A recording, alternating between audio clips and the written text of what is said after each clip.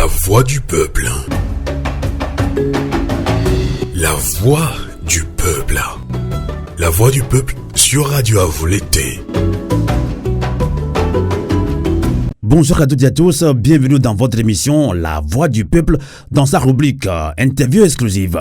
Au Togo, Guy-Marius Sagna, le député sénégalais du Parlement de la CEDEAO, Communauté économique des États de l'Afrique de l'Ouest, qui participait à nommer la 3e section extraordinaire de la Commission du Parlement de la CEDEAO, voudrait profiter aussi de cette occasion le dimanche 29 septembre 2024 en participant à une réunion organisée par la DMP, Dynamique pour la majorité du peuple.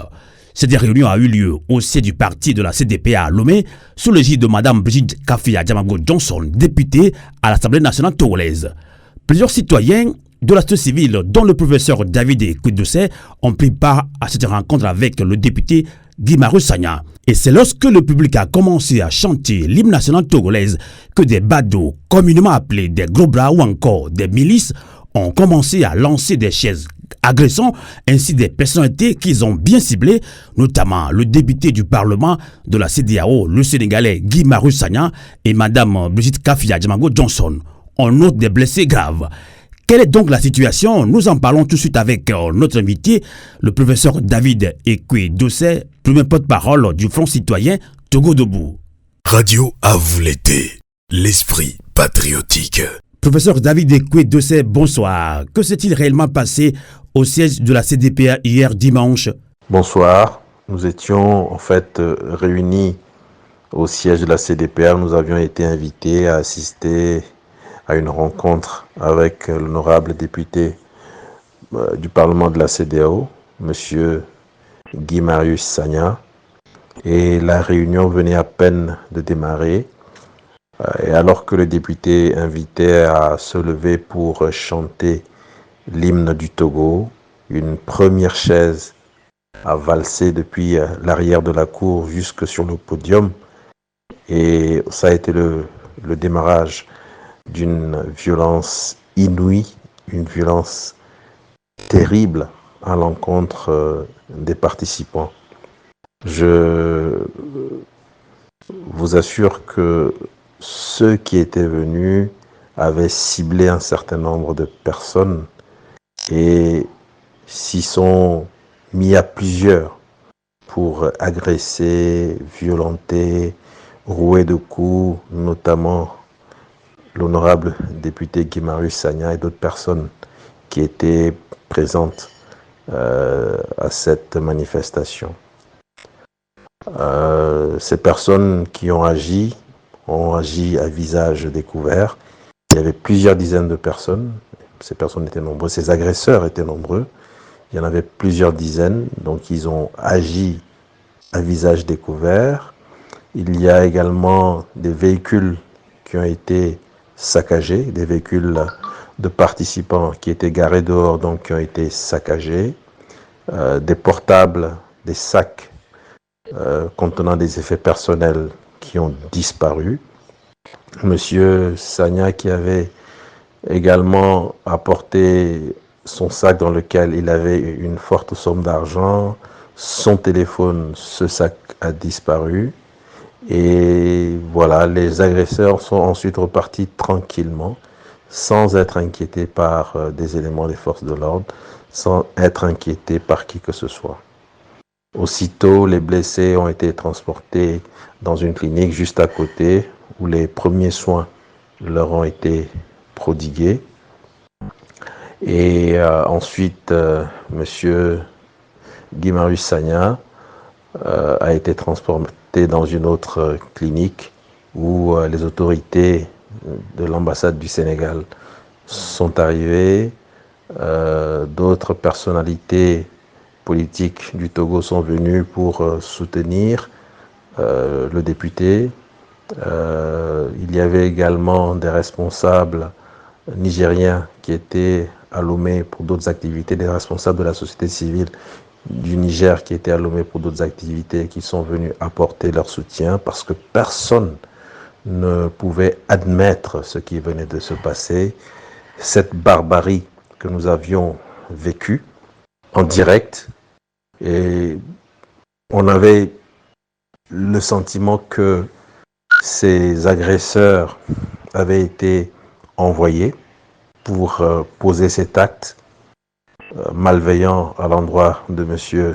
Guy Marius Sagna, d'autant qu'il avait subi un certain nombre de pressions afin de ne pas organiser cette rencontre avec les citoyens togolais qui sont des citoyens de la CEDEAO. Et en tant que député de la CEDEAO, il a le droit, je dirais même qu'il a le devoir de rencontrer les citoyens de la CEDEAO que nous sommes, de discuter avec nous, de voir quelles sont nos aspirations profondes à l'endroit de la CEDEAO et de pouvoir remonter nos préoccupations. Et donc, les personnes que j'ai citées, les personnalités politiques togolaises, les autorités de l'ambassade du Sénégal au Togo, des responsables nigériens de la société civile qui ont appris ce qui s'était passé, se sont tous déplacés pour saluer ce vaillant fils du continent qui venait d'être lâchement agressé par des personnes qui ont été mandatées, qui ont été envoyées pour, une fois encore, montrer le visage barbare, le visage hideux du régime qui est aux affaires au Togo.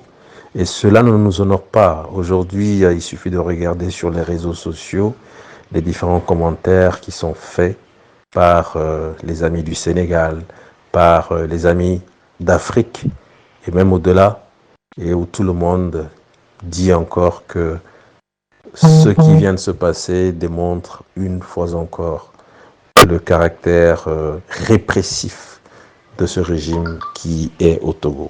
En tout cas, c'est très grave ce qui vient de se passer là. Alors, quel est l'état de santé des blessés, notamment du député du Parlement de la CEDEAO, Guy Marius Sagna? Il faut également souligner que suite à cette agression sauvage, et Monsieur Guy Marius Sagna et les autres personnes ont été prises en charge, mais jusqu'à 20h, et voire au-delà, aucune autorité publique du Togo, aucun membre du bureau du Parlement de la CEDEAO n'a daigné faire le déplacement pour venir s'enquérir de l'état de santé des blessés. Je trouve ça inadmissible.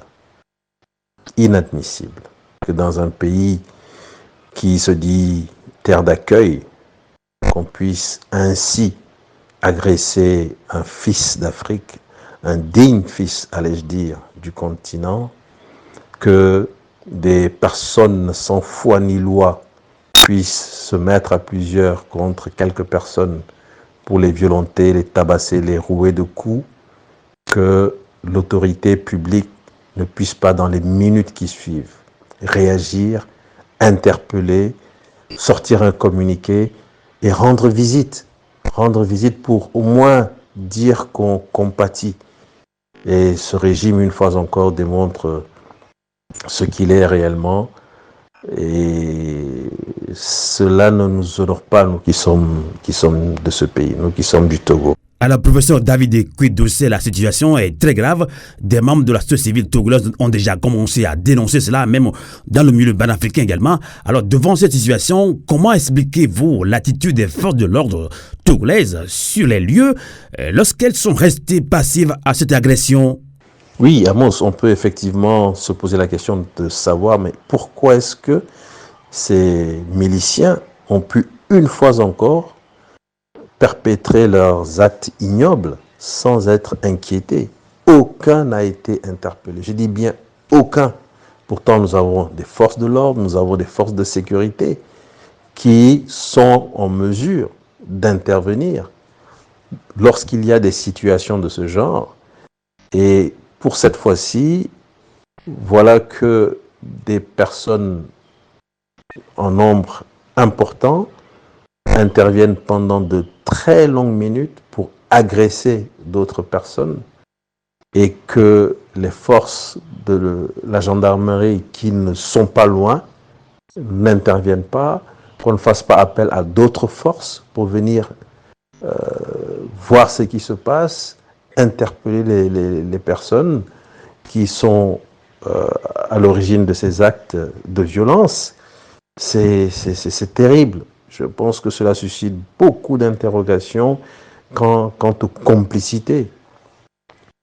Quant aux complicités, on a l'impression qu'il y a une complicité évidente entre ceux qui sont intervenus, ceux qu'on a envoyés pour attaquer, frapper, rouer de coups, intimider, et certains éléments des forces de l'ordre. Voilà donc encore une fois ce visage que le Togo montre, ce visage de l'impunité qui peut parfois être la règle pour protéger ces gangsters qui opèrent au service du pouvoir. Mais justement, professeur David Ekwedossé, ces gros bras, communément appelés des milices qui ont commis ces agressions, sont bien identifiés. Alors, qui sont-ils? Je sais que parmi ces gros bras, comme vous les appelez, il y en a qui sont connus, il y en a qui sont reconnus comme appartenant à ces groupes de miliciens ou ces groupes d'autodéfense. Donc, s'il doit y avoir une enquête sérieuse, il est possible de mettre la main sur certains d'entre eux et ensuite, progressivement, de fil en aiguille, de remonter toute la filière. Mais j'ai bien dit s'il doit y avoir une enquête sérieuse, parce que ce n'est pas la première fois que ces gens opèrent à visage découvert et ils n'ont jamais été interpellés, ils n'ont jamais été inquiétés par notre système judiciaire. Cela sera-t-il le cas une fois encore? J'espère que cette fois-ci, la CEDEAO ouvrira les yeux et qu'elle comprendra qu'à force de se taire et d'être un complice passif des régimes voyous, elle risque elle-même de s'enterrer, d'être définitivement en perte de crédibilité aux yeux des citoyens que nous sommes. J'espère que la CEDEAO pourra au moins cette fois-ci se fendre d'un communiqué pour condamner ce qui vient de se passer dans notre pays. M. Guy Marius Sagna est un parlementaire de la CEDEAO. Et la CEDEAO a le devoir, de parler, de dire quelque chose, de dire au pouvoir togolais que, une fois encore, ce régime a franchi la ligne rouge et que trop, c'est trop. Professeur David Ekwedossé, merci. Radio à vous l'été, l'esprit patriotique.